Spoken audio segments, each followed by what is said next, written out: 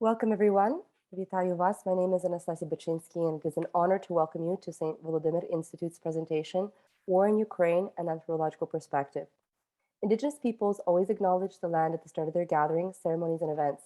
It is important for us to start this event with a land acknowledgement because it gives time for reflection and demonstrates respect for Indigenous treaties, lands, and people. We're all accountable for honoring and respecting the history of our land. We're also grateful for the friendship and support that the Ukrainian Canadian settlers received from the Indigenous people when they first arrived.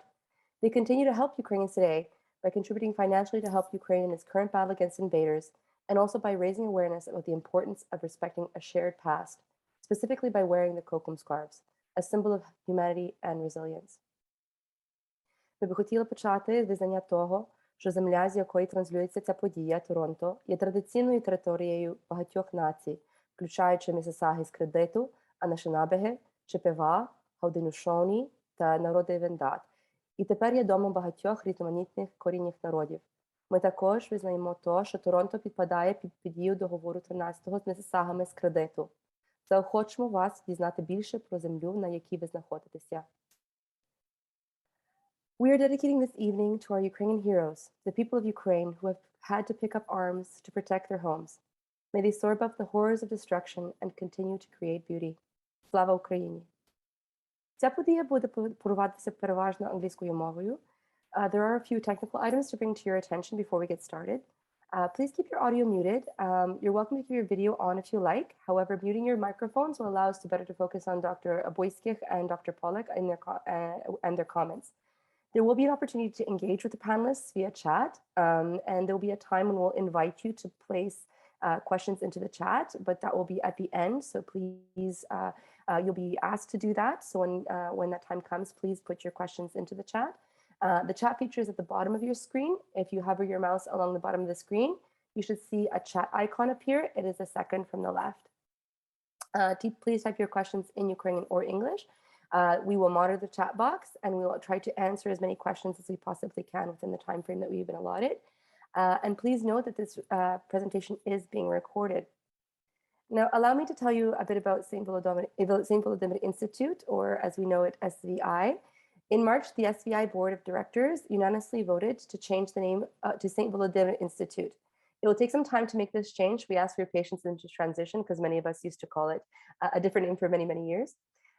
SVI is a multifaceted institution in downtown Toronto, Canada, housing a 46-room student residence and providing a home to 13 organizations, including the Ukrainian Museum of Canada Ontario branch and the Ukrainian Self-Reliance League of Canada, its founding organization.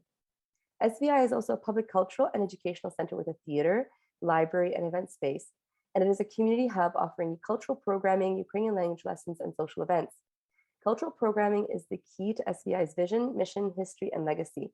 It is key to strengthening the identity and community of individuals of Ukrainian descent while making an important contribution to the national culture of Canada. Today, St. Volodymyr Institute is honored to be hosting this presentation with Dr. Julia Buyskykh and Dr. Tina Polek. They are Ukrainian anthropologists who remain in Ukraine during this horrific time. Media or secondhand reports cannot convey the profound atrocities and fear experienced by the people of Ukraine. For those who are blessed to have never experienced war firsthand, it is very difficult to fathom the anxiety when bombs are dropping, when loved ones go missing, when sirens are activated, or when you have to take cover in shelters, when you need to leave all your belongings behind and are uprooted with a need to evacuate. As Ukrainians in the diaspora, many of our parents and grandparents survived the horrors of war. Although we grew up on these stories of suffering, it was difficult to understand as we were growing up in blessed safety. Now we can see for ourselves that they were telling the horrible truth. And this is because access to information and media outreach has drastically changed even during this particular war. Now we can watch the war live through online communications, personal correspondence, media, and memes. People can live stream their realities in ways that our grandparents never could. Dr. Julia Buyskykh and Dr. Tina Polek are surviving the daily horrors of war, but also are analyzing Ukraine's collective cultural response to it. We are honored that two distinguished anthropologists, Dr. Buyskykh and Dr. Polek, are able to take the time today to speak to us about their lives and their work, which now unfortunately has no division. And I would like to introduce both anthropologists. First, we will start with Dr. Julia Buyskykh, who will do our first presentation. And Dr. Buyskykh is a historian and sociocultural anthropologist affiliated with the Institute of History of Ukraine and the Kyiv-based Center for Applied Anthropology. She completed her postdoctorate at the Institute of Ethnology and Cultural Anthropology at the University of Warsaw from 2015 to 2016. She spent the academic year of 2019 and 2020 at the Pennsylvania State University as a Fulbright scholar. Her research interests include lived religion in Eastern Christianity in post-socialist Europe, and interconfessional relationships, memory, border studies, Polish-Ukrainian shared history, empathy, and ethics of qualitative research. Dr. Buyskykh has moved several times since February 24th. She began in her native city of Kyiv and then moved to Khmelnytskyi in Western Ukraine, and finally ended up in Warsaw, Poland. Sharing her own experience with volunteer engagement, interactions with other temporary displaced people, and observations, she will speak about what is home for people in transition. It is important to pay attention to small important things, both material and non-material, that shape the vision and gives the feeling of home for an individual in his or her everyday life during this war. This opens a wider discussion about a sense of belonging for an individual and for a community in the processes of identities, changes, and construction. Welcome, Dr. Yulia, and we look forward to hearing your presentation. Anastasia, thank you very much for your warm and kind words, for the whole empathy we feel here in this surrounding, and thank you very much for having us both here. Can you see my presentation now? Yes, okay, good. So I call it the home in transition, notes on space, belonging, and displacement. I have been thinking a lot about what is home for the forcibly displaced people while doing my previous research in Poland in 2015-2018 with those who survived the Operation Vistula in 1947 and their descendants. And when the war in Ukraine has started on 24th of February, and I had to move several times from Kyiv to Khmelnytskyi, from Khmelnytskyi to Warsaw, I have been thinking about the experiences of my respondents and the attention they paid so much on trying to tell me what was like that, being without home but still having home in their hearts and somehow in some little material things which they were able to take from their home in Zakarpattia region when they were moved in 1947. Of course, I could have never imagined that I will experience some kind of movement or displacement, and that I will see this my people of my own country in transition. So I will use a lot of outer ethnography when talking about the notion of home, and I will also be based on my own experience. So first, which I wanted to tell is how our feeling and understanding of home has changed during the war, beginning from the first days of war. So we were all living our ordinary everyday life, and then it has changed since 24th of February. So I remember this feeling that one day it was felt like a week or even more.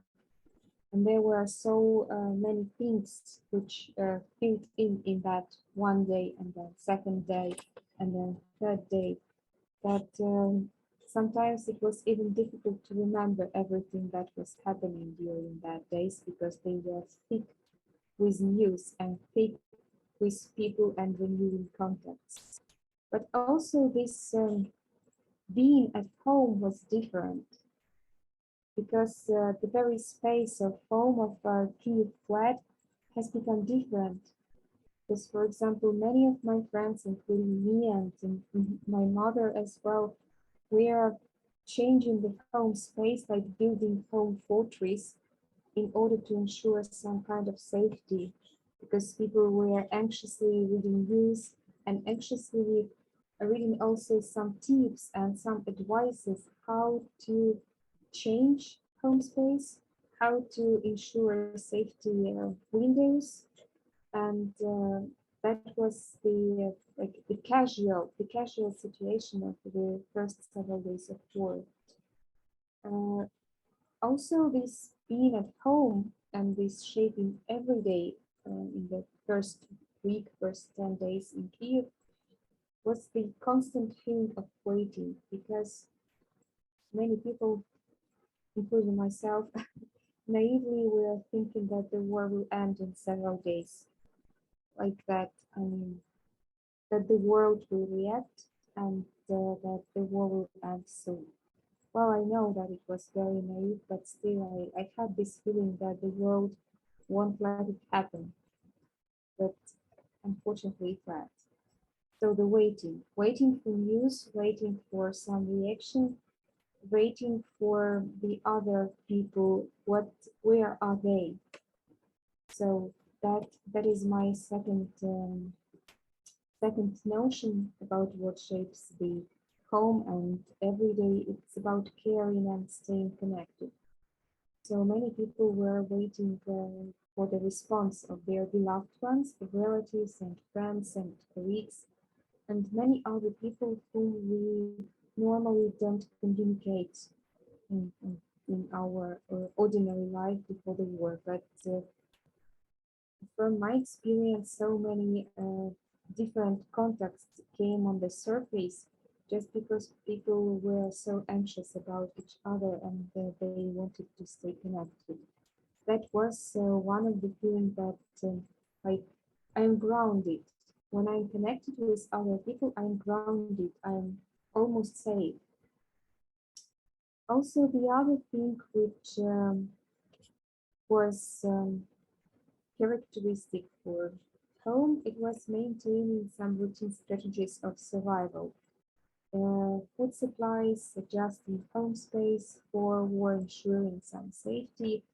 And I know that many people among my friends and my mother and me as well, we were preparing our corridor between rooms for a second sleeping space with some touristic coronets and blankets and all of that sleeping bags in order to spend some time there because it was said that it's safer to be in the corridor than in the room near the windows, obviously.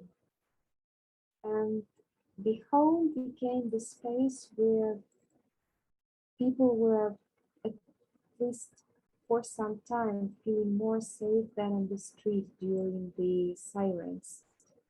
Mm, because when sitting at home with your relatives or in some familiar space, it was even better than sitting in some bomb shelter or in underground parking or in metro. And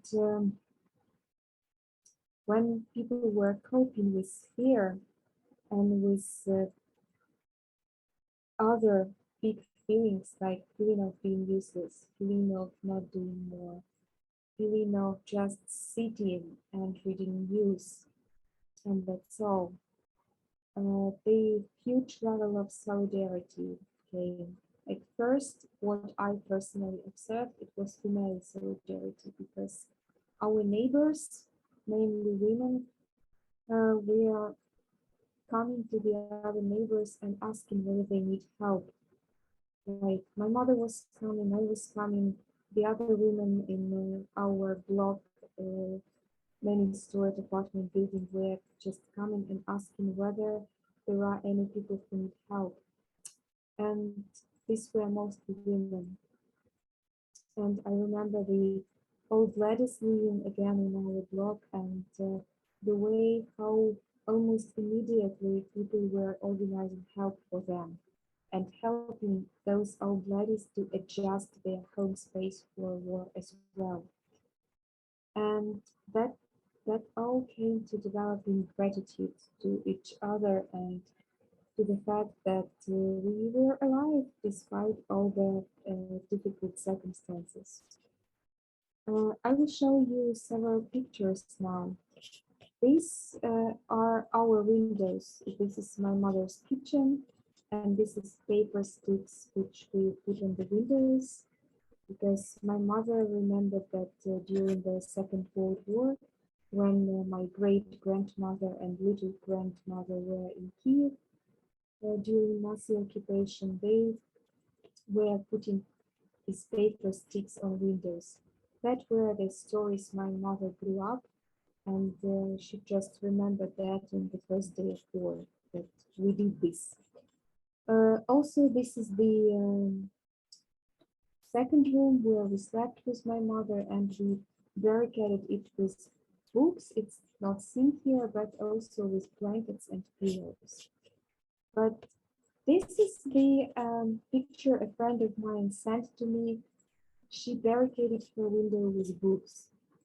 So this is the way her flat in Kyiv looks like till today, because well, she decided not to change this situation until the end of the war.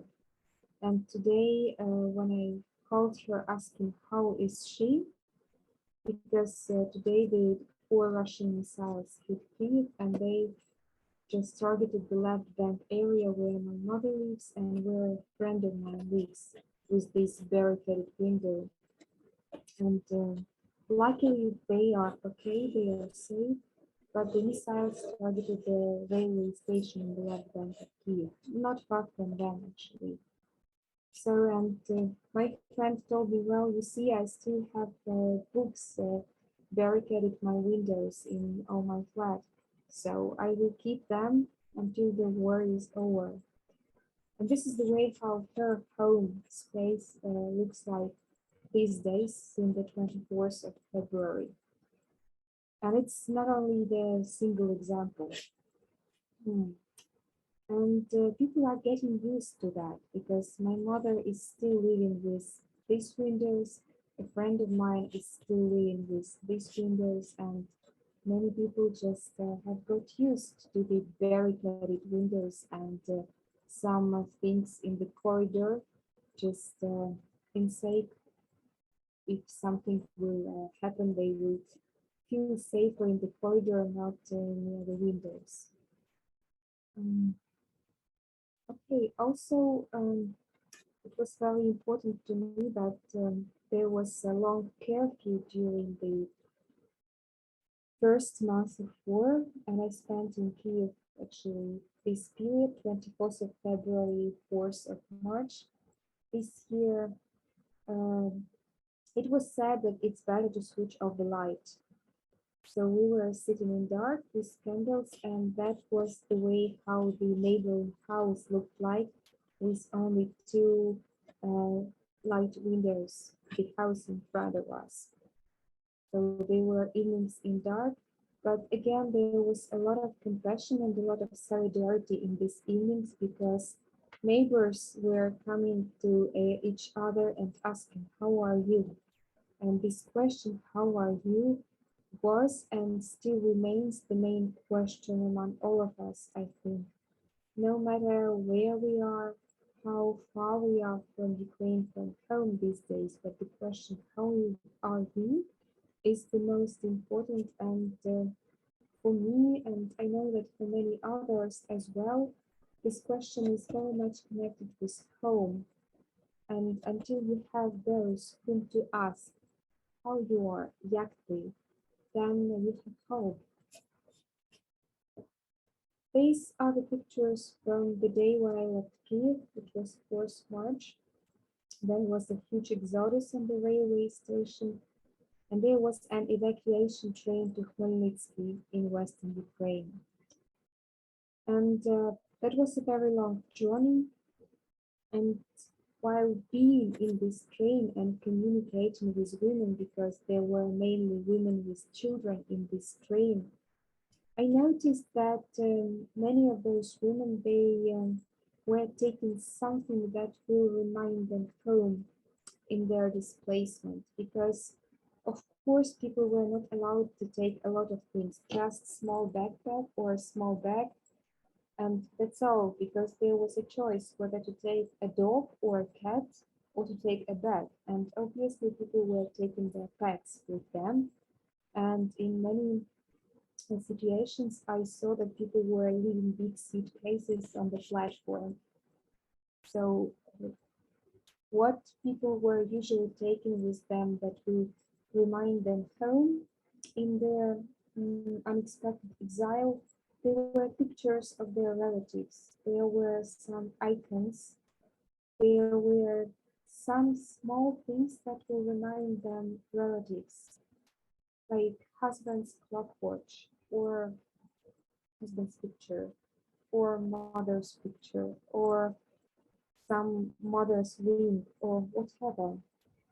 So, and what interesting that people were sharing this in this evacuation train. There were a lot of women who were crying and who were very disoriented and lost, but still they all were talking about home.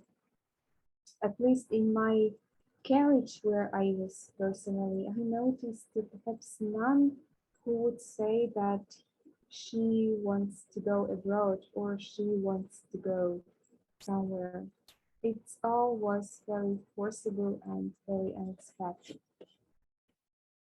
Well, this is my journey. So this is my native city of Kyiv, and this is the city of Khmelnytskyi, where I spent 2 weeks and a half living at my friend's place and volunteering with them. We were going to the railway station, bringing their food and helping the internally displaced people to register in the Khmelnytskyi railway station. There were a lot of people coming from eastern Ukraine and northern Ukraine to Khmelnytskyi. Then in the end of March, I went to Lviv, from Lviv to Polish border town Helm, and from Helm to my friend's place at Warsaw, where I am now since the end of March. When I came to Warsaw, I had like several weeks of like rather bad emotional condition, I have to confess, because I needed to adjust. But then when I was feeling more or less okay, I was helping because I know languages, Polish, English, and obviously my two native languages, Ukrainian and Russian, and I started to translate for refugees a lot in different centers for refugees on railway stations and whenever where my help was needed. So I spoke to many women. I have never recorded none of them because I think it's not the time. I know there are different opinions about that, but I simply can't record people in such situation. And I don't think it's a good idea actually, but it's a subject for a bigger discussion, obviously. What I want to say that communicating with dozens of women and with their kids, of course, I noticed that many of them were homesick, very disoriented, very frightened, especially those who know no foreign languages, neither English nor Polish, none of them. And some people were just, taken by this flood of exodus, and they didn't intend to go abroad, but they went because everyone from their village went, or from their region went, or someone told them that they would find a job here, or whatever. And they were trying to do something even at their temporary shelters here in Warsaw and stadiums or at hostels or whatever to make something that would remind them home, to adjust their temporary space of living somehow to feel at least temporarily at home. That conversations during my help and during my sort of volunteering made me to think about huge question: what makes home to be home, and what is home for us personally? And first, of course, it's people, it's family members and friends, because the majority of these women coming here to Poland, they left their husbands in Ukraine. Some of those husbands are fighting in the army these days or are in the territorial defense. So, of course, these kids and these women are homesick and they have pictures of their husbands and the other family members. Material things, some small, perhaps teeny, but still very important things that shape home space for us. I mean, favorite picture or icon or something, our favorite clothes, even book. I mean, whatever. It could be very personal, but still something that we touch and that makes home for us. Memories. Obviously, we are what we remember to a big extent. And sometimes these women in some hostels or shelters, they share their memories, how the life was before 24th of February, what they were doing. And I noticed this feeling, and I also have this sometimes that I want time to come back. And these women as well, they want time to come back, to be at home and to have the life they had before the outbreak of this huge war. The other thing are habits and practices, including religious, connected to some definite space.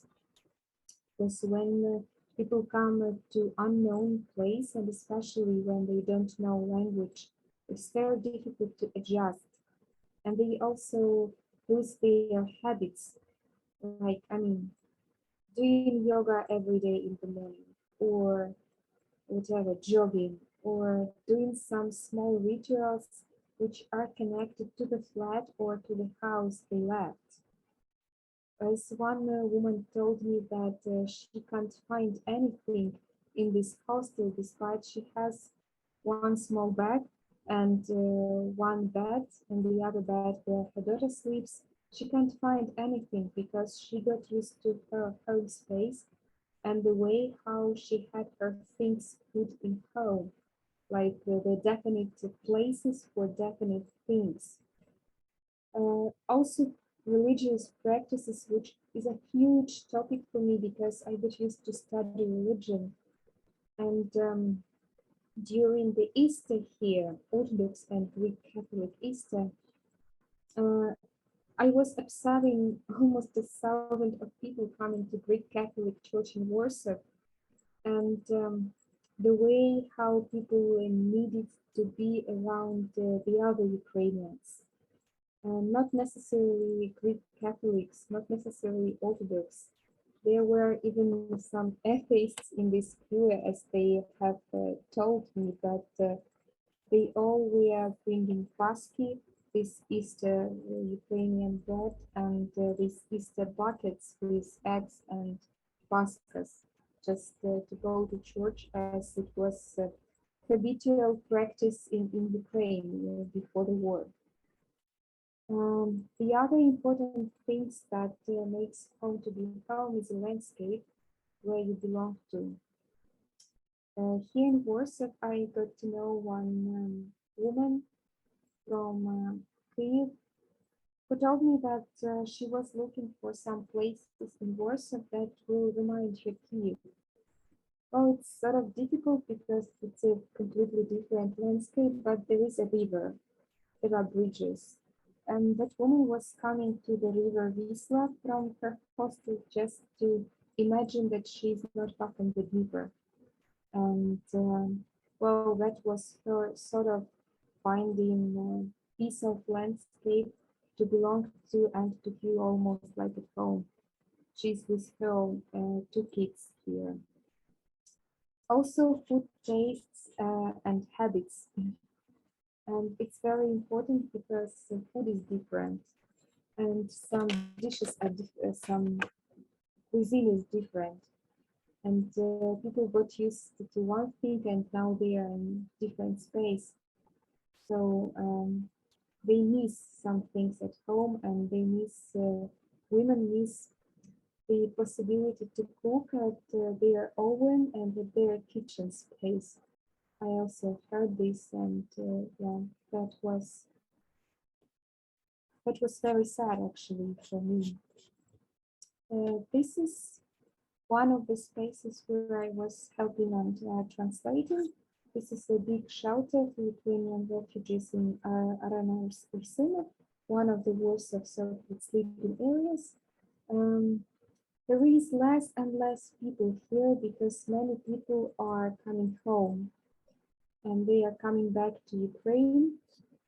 But still there are some people and there are coming some new people because nowadays there are refugees who lost their jobs and who are trying to find some job here in Poland.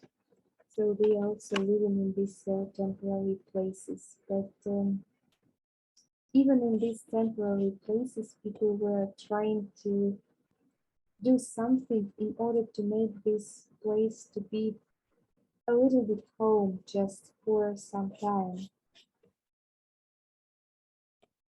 Here, actually, you can see the pictures of these long queues to Greek Catholic Church on Easter Sunday in Warsaw.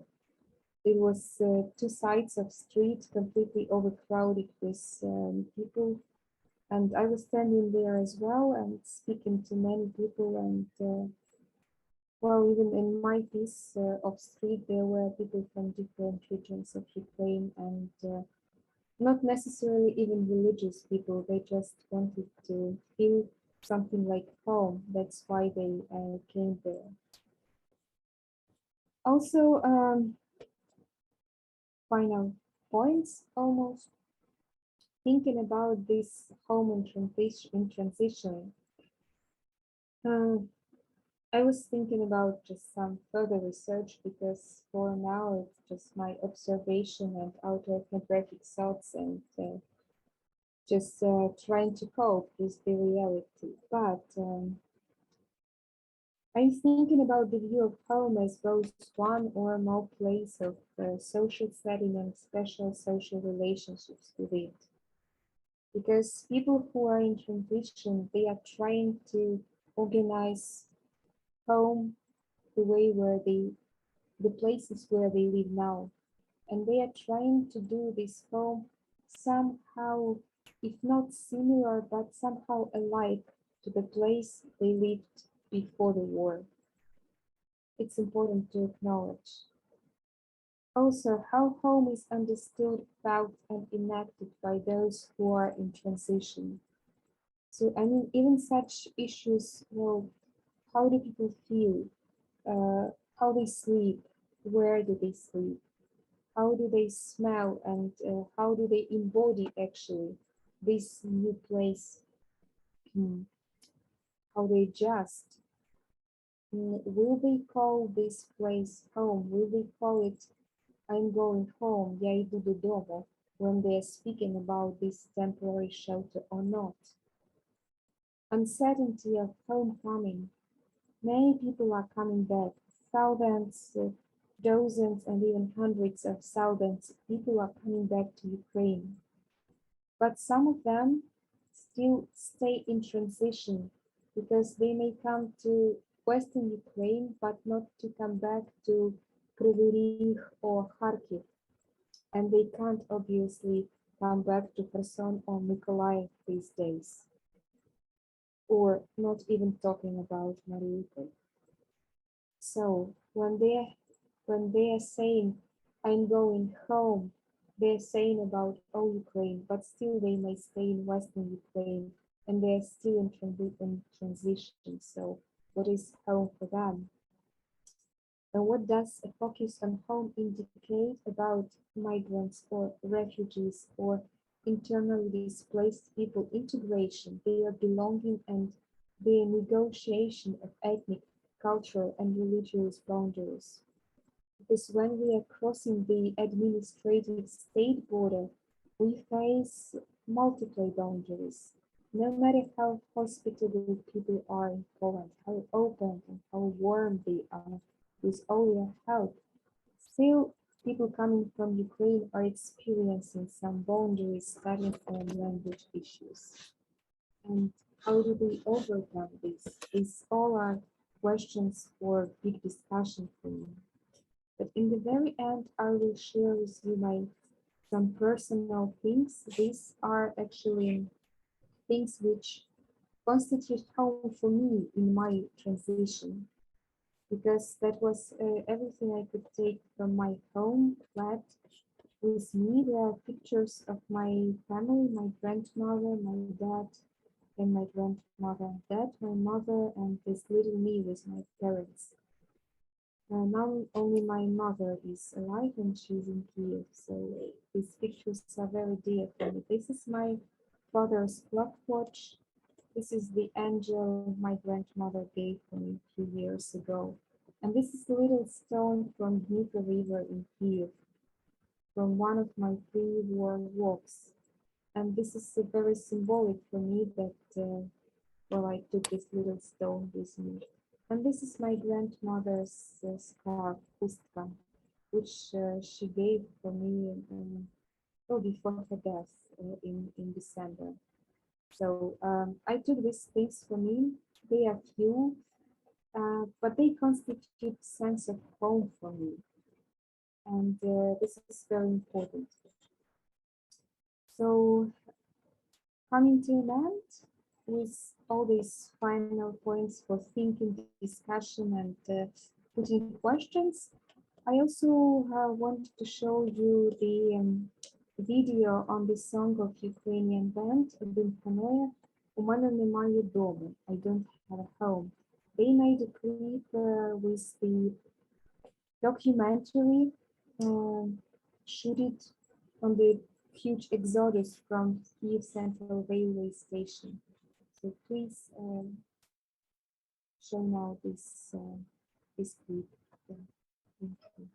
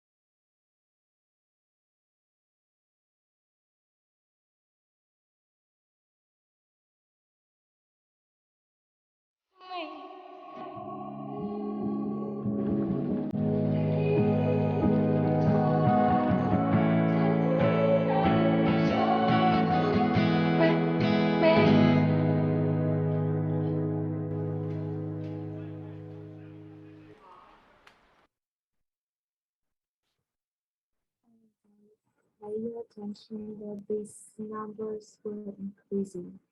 So by now, around 5, I remember 8 millions of IDPs inside of Ukraine, and more than nearly 3.5 millions of those people who left Ukraine. Thank you for your empathy and for your attention. Дякую, доктор Buyskykh. Ми до сліз. Дякую дуже. I think that because of I think that many people have probably questions that they'd like to ask you. We'd like to perhaps leave them for the end. We'll listen to Dr. Polek, and then we'll leave the questions for the end. If you do have questions for Dr. Buyskykh, we can take those after we listen to our second presentation. Thank you very much for sharing all these very personal elements of home. Because that's our personal and safe space. So thank you very much for the willingness to share these things, because we know that they're difficult to share. And so we appreciate your openness to share these things with us. So I'm sorry that affected me very much. Right now I'd like to introduce our second speaker, which is Dr. Tina Polek. And she is a member of the European Association of Social Anthropologists and a co-founder of the NGO Center for Applied Anthropology for the last 4 years. She will be applied anthropologist in non-commercial projects, and as a business anthropologist for Ukrainian companies. Dr. Polek will reflect on the meaning of online communication in today's Ukraine, addressing personal correspondence and media during the current war. She will also concentrate on the sense of belonging in war in different regions of Ukraine, Western, Central Ukraine, and Kyiv. And thank you very much, Dr. Polek, and we're looking forward to hearing your perspective on identity markers and how people belong in a very confusing and disorienting time. Hello, everyone. Thank you for coming. Today I will try to share mostly my reflections. It is not a normal research, academic research. It is mostly observation and reflections from different parts of Ukraine.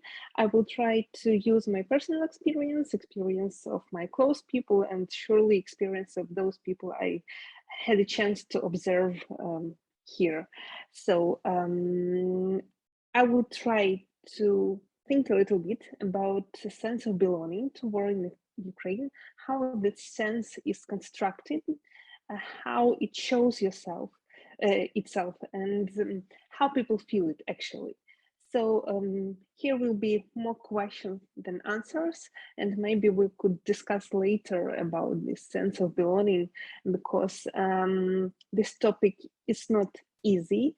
It is usually painful, and people feel a lot of emotions because of it. So I will try to share my thoughts, and maybe in the end of the presentation you will have your own reflections on it. So first of all, I will start with this date. It is not actually the date of the beginning of the war, but it is the date of the beginning of the collective experience of the war, because before that the experience was only in the East, but now every region in Ukraine has its own experience. And this collective experience includes 4 things. First of all, people don't feel safe. It is very important here, this unsafety feeling everywhere. The second one is uncertainty. You can't plan your future, and you don't know what will happen tomorrow or the day after tomorrow or in the next 1 hour. And the third thing is injustice, because people know that someone shouldn't come here, and it was not fair to them to ruin their everyday lives and to their life actually. And the fourth thing that this collective experience includes is the thought that Russians are enemies, because 8 years ago there were some part of people who didn't think so, but nowadays we have some people that think so, that don't think so, but now most of Ukrainians are sure of it. Okay, let's move further. This is my personal story. So the picture on the left is the last saved picture in my phone before the war, and I was hoping these dreams to come true, but it didn't happen. And the second picture is me escaping from Kyiv with my husband and friends on the 24th. And after that, I had experience in 3 parts of Ukraine. It was 3 windows in my life. The first window is in the village in Western Ukraine, where I spent a month and a half. The second window is in central Ukraine, in Vinnytsia, where I spent a week only. And then we came back home to Kyiv more than a month ago. So it is my home window. And the main maybe thought of this presentation is that experience of war is totally different, because normally when people are watching news, people abroad are watching news, and they imagine all the Ukraine look like a picture in this one down. Yes, but experience is really different, and it is different in combat zone, in the zone that borders on combat zone, and in rear, and we have to understand it. So these two pictures, they are from the same period. It is first month of war. The picture on the top I made in Ivano-Frankivsk in Western Ukraine. And it is about just a coffee cup with the famous phrase, good evening, we are from Ukraine. So people try to brave anyway. And the other picture is from, it seems to me it's Kyiv, yes, it was from Kyiv, a damaged house at the same time in different parts of Ukraine. So surely the experience of war is really different. And this feeling of war is changing all the time. So people are concentrating in certain regions, in certain events, and between these events in different parts of Ukraine, by different ways, they try to build their new routine. So, and it is always changing. So the war started with disorientation, but then with some events, but then new routine, but then events again, but then new routine. And it happens all the time. And Ukrainians try to deal with the situation and try to accept the situation and try to build the routine knowing that the war won't end tomorrow or the day after tomorrow. And being inside the war means three things. First of all, the war could be heard. So you hear explosion, you hear the rocket, you hear something happening near your house, but just here. It is one experience. The other experience is to see when you're not just here, but you see fire, you see tanks, you see something else. It is completely different experience. You see the rockets. And the third experience is to feel. I mean, you feel your windows trembling. You feel your house shout. You feel tanks going in the street near your house. You feel Russian soldiers, if we are talking about regions that are occupied. So, and these different feelings, they construct a different sense of belonging. So, and it starts discussion. Who has the right to belong? Those people who just hear, those who see, or those who feel. And we will discuss it later. And surely we're talking about new normal. I was very skeptical during using this phrase in the times of COVID in Ukraine, because it was quite informal in Ukraine with all these forbiddance and so on. But now we actually have new normal, war normal, and new routine new normal, and it includes different things. It includes air raid sirens. You can see here the picture from Kyiv City app, and here is written that all the air raid sirens start working, stopped working, start working, stopped working, and it happens all the day. It could be any other day. It's not only April, but it could be yesterday. And the second thing is to hide or not to hide. It depends on the region again.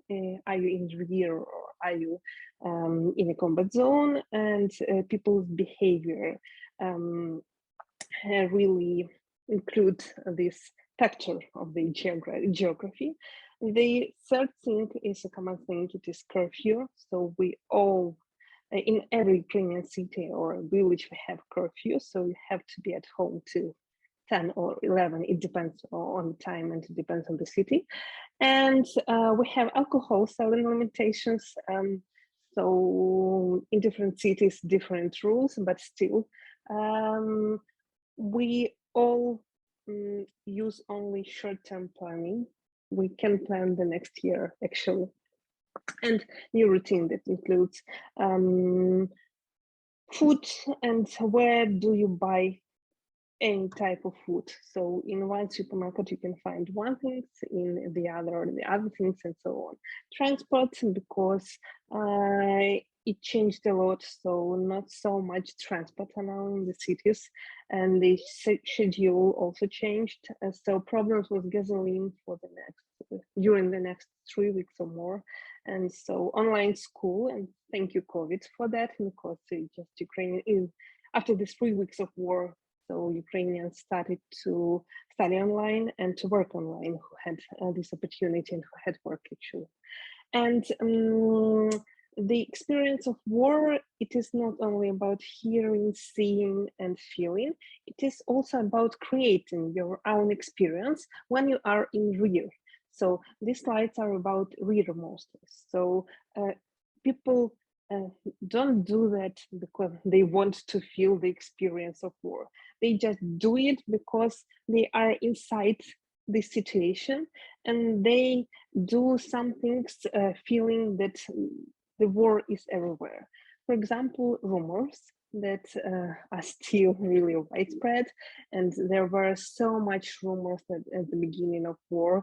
So about these marks made by Russian saboteurs or collaborators, and so you have to find these marks in your city or in your village. About blackouts, so there were some kind of strict rules, and the practice of neighborhood watching, who did that or who did not do that, was also strict at the beginning of the war.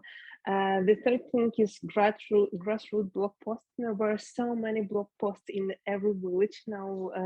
They don't function, but during this several 3 or 4 weeks or even 5 weeks, there were so much control, grassroots control. The second thing that create the experience of war in real are people who are moving. So IDPs, and you have a chance to help these people or not to help, but you feel them in your city and in your village, and they look different, and sometimes they talk different, and so your life with them in your city or village is not like the life before. And the second thing is, my friend called it solidarity of suffering. So you just read the news and you have to feel sorrow for everything. Yes, you have to feel this suffering, even if in your village or in the town everything is okay, if we could say okay, but still you feel all the feelings of those people in combat zones and in occupation and so on. And the last thing is volunteering. So when you volunteer, you have your own experience of war. And then we could talk about macro level of belonging and micro level of belonging. So there is a big question. Does the war affect every Ukrainian? Well, then we can talk about macro level, or who has the right to belong to war. And then we're talking about micro level. And this is not easy to discuss these things because surely they are painful, but the macro level of belonging, it is connected with solidarity. So it helps Ukrainians to be united and to do some collective actions. But micro level of belonging, it has so many questions. It divides Ukrainians into in-group and out-group, and it make people ask themselves who has the right to belong. For example, in Kyiv, who has the right to say that experienced through Kyiv experience? Those who remained all the time, or those who returned in March, or those who returned later? Totally different experiences and totally different things, but who had the right to belong? And now we can talk about ethics of belonging. So what is appropriate and what is inappropriate during the war? So when you do certain things, do you still have the right to belong? When you have a birthday party, do you have a right to belong? when you're drinking coffee or meeting with your friends, or when you're laughing, or when you are, I don't know, going to a concert. We have concerts right now in Kyiv. So do you have the right to belong? Is it appropriate in the situation of war or not? The second thing is, what did you do? So if you are donating money, is it okay, or is it not enough? Or do you have to do something with your hands? Or did you have to help not only your family, not only your close, beloved people, but also people you don't know? In what case it will be true belonging? In what case you have the right to belong to war? The third thing is refugee questions. So what refugees actually are true?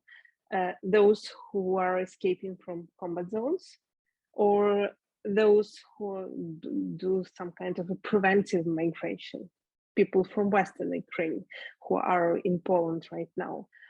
Do they have the right to belong? Or again, about refugees. So the question about remaining and leaving. So do you have the right to belong to the war in Ukraine when you leave Ukraine on 24th or any other date, or not? Or when you are remaining in Ukraine, but in Western Ukraine, in Zakarpatska Oblast, do you have still the right to belong? And the last thing I would like to discuss is, do you follow the news? So when you don't read the news all the day, when you miss something, do you still have the right to belong? Or you belong only when you don't have the right to miss the information, when you know everything? It is another question. And actually in this situation, people are expecting, again, it is a thought of my friend, expecting for the same way of belonging to war from the other people. So when some things are appropriate for me, and I'm waiting them to be appropriate for other people. But when they are inappropriate, I think other people will behave the same. And it is also a field of discussion, because sometimes these things doesn't match. And then we could talk a little bit about representation of belonging. So we have some verbal forms of representation. For example, what language you are talking right now? Is it appropriate to speak Russian or not? Or still yes or not? And is it appropriate to speak not biased language? Is it okay to write Russians from the big letter? Is it okay to criticize Ukrainian armed forces or president or whatever? And what questions are you asking other people? So how are you, like Yulia was talking? Or people abroad normally asking Ukrainians, are you safe? And this sounds weird inside in Ukraine. Ukrainians don't ask each other, are you safe? They ask only, how are you? So do you have a personal story about the war? If you don't have this story, maybe you don't have the right to belong if you are still living in your village or in your city. And the other thing is visual representation. You have to do this online and offline to show your belonging. For example, during the first 2 months of war, everyday life just disappeared from social media. It was no coffee, no beautiful clothes, no flowers, nothing. It was just reposts or some pictures from occupied regions and some memes or some information shared. But then these pictures appeared again, and people are drinking coffee, and people are wearing dresses, and people are meeting with their friends and going to the concerts, and it is appropriate right now. But do people still belong? Or do they have to share only patriotic content? Or do they have to show their help to other people? And what representation of belonging is okay in offline life? So do you have to wear patriotic clothes? So do you have to consume in a patriotic way? So buy only Ukrainian brands or brands who donate armed forces, or just are you canceling goods produced in Russia, or brands who didn't leave Russia? And so do you have some symbols, Ukrainian symbols on your balcony, on your car, in the streets? So all these things are very discussable, yes? And do you have the right to belong when you don't show this belonging? It is a big question. And I want to finish this presentation, actually, it is not a sentence, it is a question mostly. So how will the sense of belonging change after the war? What kind of a sense it will be? What sense of belonging will be common? So are we talking about solidarity or in group, out group? And who will decide these rules and who will discuss these rules? And what sense could unite us and what sense could divide us? Thank you for your attention. Thank you so much, Dr. Polek. Thank you very much for this very interesting analysis in terms of just, we know that it's not, it's anecdotal, but that the parameters are definitely academic because you're analyzing it from an academic perspective, even though they're anecdotal and qualitative at this point. Actually, I wrote my thesis for the context of the audience. I wrote my thesis on parameters of belonging in the Ukrainian Canadian diaspora. And so understanding how language markers and how belonging to certain institutions certain patriotic institutions versus other institutions would mark your space as belonging to the community. And so these ideas of in groups and out groups is not specific just to Ukraine, but also in our diaspora. It's something that it's the shared experience of living in another environment doesn't necessarily bond you. There is levels of identity that do have to kind of be in place for you to be accepted inside that community. So these discussions are very interesting because it's foreseeing things that might be coming in our culture in Ukraine soon, but also in our culture here in the diaspora, because we feel all this pain, but do we belong? Right? So this kind of idea of like, we're Ukrainian, or are you really? Who's really allowed to be Ukrainian? And it's a very, very important argument because we identify as Ukrainians beyond the borders of Ukraine. However, Ukrainians might not see us as such. So these are very interesting questions because this will be part of the dialogue that will be happening after the war specifically. And even now, it's happening now, but because there is lots of help, and when that help maybe has to change in its appearance, it'll be very different. But thank you very much for sharing your observations, and thank you very much, Dr. Buyskykh, for sharing your observations in your new environment, in your transitional environments. And I would like to. I know that we are a little over time. However, I'd like to take maybe 2 questions from the audience. If we can ask some questions, if there are questions to Dr. Polek or Dr. Buyskykh, if we could maybe ask one to each, if there is a possibility. I invite the audience to type into the chat because I know we are a little over time. So I appreciate the doctor's patience with us and sharing of their time. It is very late in Europe right now, so thank you for that. Are there any questions that we'd like to pose to either doctor? Maybe they're maybe they're typing furiously. I can't see. But in the interim, and also as maybe somebody, I'll give another 2 minutes for the chat to open. But also for Dr. Buyskykh, for the context for some people that might not know the diaspora as well, because we're coming from this perspective that transitional homes were a part of many people's experience for our ancestors.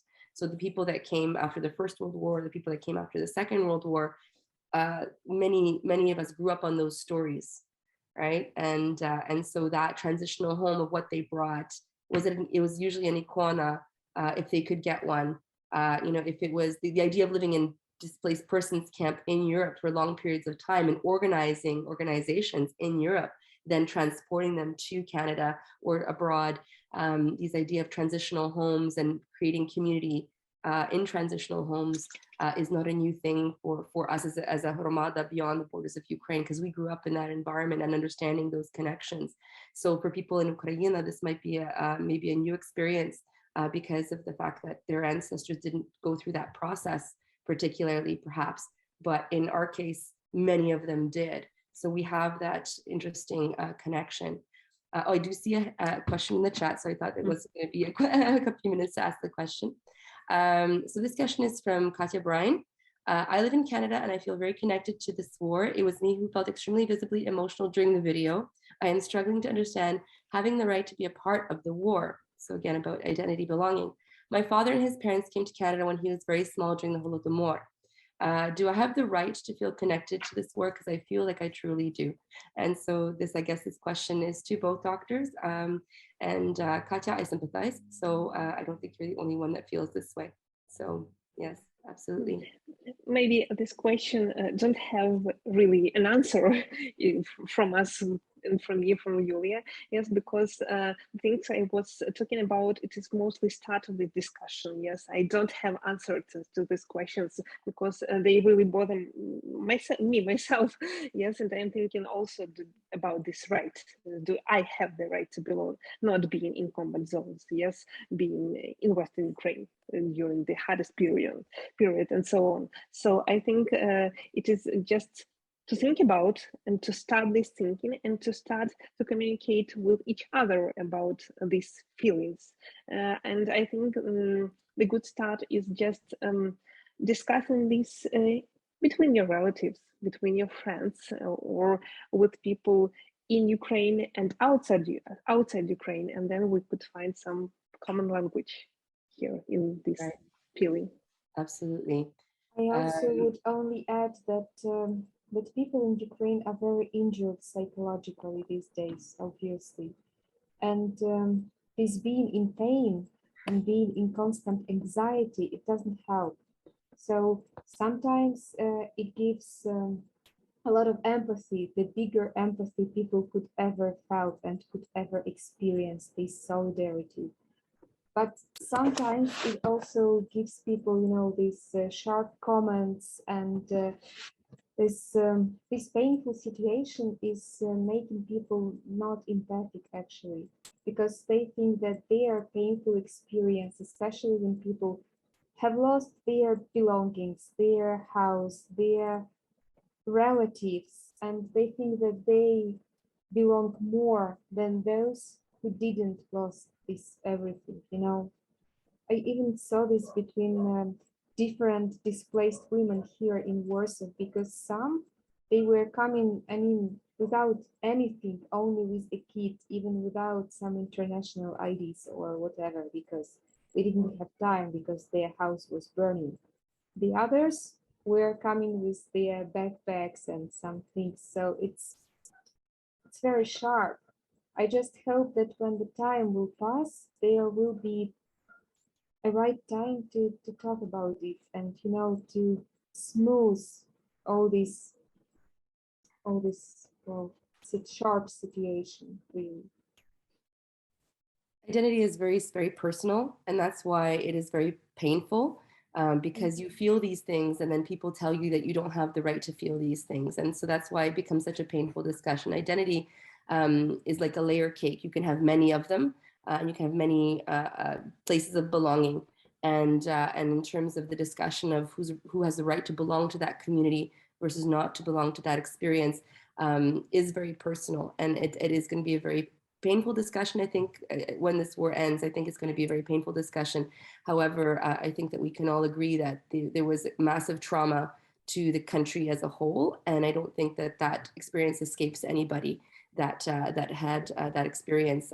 So I think there will be lots of discussion, but I personally think that there will be that discussion. However, that the trauma of the country as a whole is relevant, is evident. So, you know, everybody in Ukraine was affected to different degrees, but I think that if in our case, in the Canadian case, in the diaspora case, that becomes more complicated, right? So in our case, that might be a different discussion than it's happening in Ukraine, but that discussion should be happening as well, because we have communities, and that can happen on many different levels as well. You know, your grandparents experienced it, but you didn't experience it. So how do you have the right to feel these feelings, right? So, and that becomes complicated because they're there, right? They're there. Those feelings are there. So it becomes another discussion, perhaps for a different time. Thank you very much. Oh, sorry, we have one more question about the right to belong. Okay, so this is a clarification question more than anything else. Would you like to clarify? So we're discussing this idea of right to belong, and we're assuming that everybody understands what that means. So I apologize for that.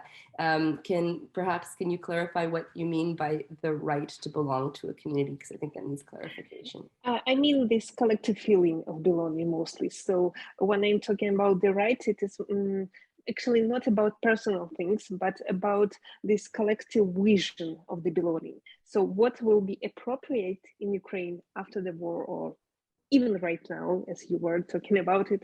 So what will be this collective vision of belonging? I am talking about that. Yeah, for sure. It's about the sense of you're going to be accepted to the group or not accepted to the group. It's kind of like, when you're talking, there could be a very evident marker that makes you different from that collective belonging. And so that's what we call it the right to belong, is the sense of being accepted into that group versus being rejected from it. And not being able to have access to the same kind of feeling that that group shares together. Sorry?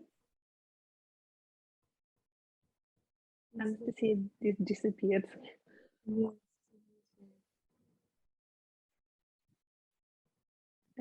I see the next question, who decide that? I think we collectively decide, yes. So in Ukraine, somehow we decided, and this narrative is here in the air. So actually the things I was talking about, they are in the air mostly. And I was just trying to catch them, these different thoughts, and to write them with words. And it is only the start of this discussion. Yes, I would say again about the experiences that it's all very painful, because I know people who left like for neighboring Poland or Slovakia, and they are waiting for their homecoming, and they decided to just take their kids or elder relatives, but they are judged by the other people in Ukraine that they left. Some single women like me can be also judged because we don't have children to say why we left. We would be more useful in Ukraine. But I know that all comes because of war, that war speaks in people. And that is why this is so painful for all sides of this bottom-up and grassroots discussion.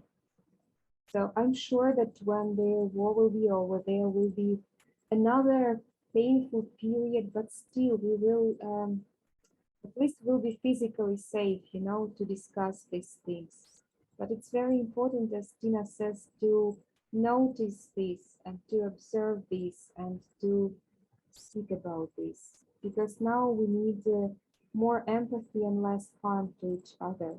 Also here in Poland, I'm hearing people who were affected by the forcible displacement operation Vistula in 1947, the second and even third generation in my age, in their 30s, who would say that they feel this war, that this is their war as well, because their grandparents were displaced, they were resettled by Polish communist regime, but also this was decided in Moscow, Stalin decided for that. So they feel this war, it is their war as well. They feel belonging to that war, and that is why they're so much engaged in helping Ukrainian refugees. I think that resembles somehow Canadian experience, because there were many Ukrainians displaced from Poland to Canada, also affected by Operation Vistula. So there should be some, big transcontinental research about this exodus, this displacement, because it resembles so deeply and so much all these displacements before. First World War and Second World War, all that. Well, that's my thought, that that should be a huge collective work about that. Yeah, I have the privilege of working in an archive and a rare book collection, and the books that were written 100 years ago resound so much right now, and they just feel like they've been written yesterday.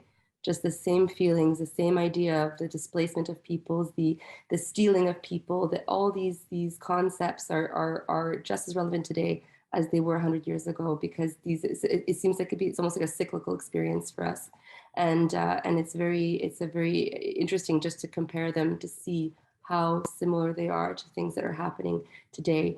So yeah, it'd be a fantastic initiative to create a collective collegium on this particular topic. Thank you again. Thank you. I'm so sorry I was cut off earlier. I wanted to thank the doctors and for all the participants for posing very thoughtful questions, and for going a little over time. And we thank you for your gracious patience with us, and your perspectives and your knowledge. And we would like to thank also the technical team that made this happen, Tamara Ivanochko, for ensuring that I came back, and all the other operations that had to happen, so we could all see this presentation. Remember that. And Anastasia, many thanks to you as well for keeping us on track. Thank you. This was a fabulous event. I was very privileged to be able to be the moderator for this event. Thank you very much for selecting me. This event has been recorded, so if you want to see it, you'll be able to see it on the SEI YouTube channel. And we want to make sure that everyone knows that SEI wants to keep its programming accessible, and has made this event free to the public. And we acknowledge the generous support of the Shevchenko Foundation, the Tim Marte Foundation, Community Development Fund, the Seuss Foundation of Canada, the St. Vladimir Foundation, and the Delta Bingo and Gaming Foundation. We encourage you, if you we dedicated this event to the people of Ukraine and that have been affected by the war in Ukraine. So if you are able to make a donation to any a valid charity that works with Ukrainian help, and one of them is the in-house foundation for us. The Canada-Ukraine Foundation has partnered with the Ukrainian Congress in establishing a Ukraine humanitarian appeal. Donations can be made other places, like the Friends of Ukraine Defense Forces Fund, Help Us Help, and more information on these charities can be found online at helpsaveukraine.com, and every dollar counts. We invite you to stay connected with us through Facebook, Instagram, our web pages, and participate virtually. We welcome you back to SBI in person as soon as we know that we all can get properly acquainted and safely. And there are other opportunities to engage with us. The Ukrainian Museum of Canada Ontario branch has launched exhibit Legends and Legacies of Buyskykh, and their beautiful Buyskykh sorochki on display that are very beautiful, that we encourage you to come and see us in person for that particular event. And this will be our last event for a little while, but we welcome you back in September. And we thank you for your participation today. And for until the next time, we wish you lots of luck and safety. And Slava Ukraini, and we wish you just everything, and that this war ends very, very soon. So Slava Ukraini, дякуємо вам. And we will want to thank you also to Halina, to Anastasia, to Tamara, and to all the team for organization of this event, and for all of you to come here and to share your reflections. And we want also to thank for the support of Ukraine and all the kinds of support you give to us. It is very important for us. So thank you very much. Thank you for your belonging to Ukraine. It really matters, especially these days. Very much appreciate this. Thank you. Дякую вам. До скорої зустрічі, я сподіваюся.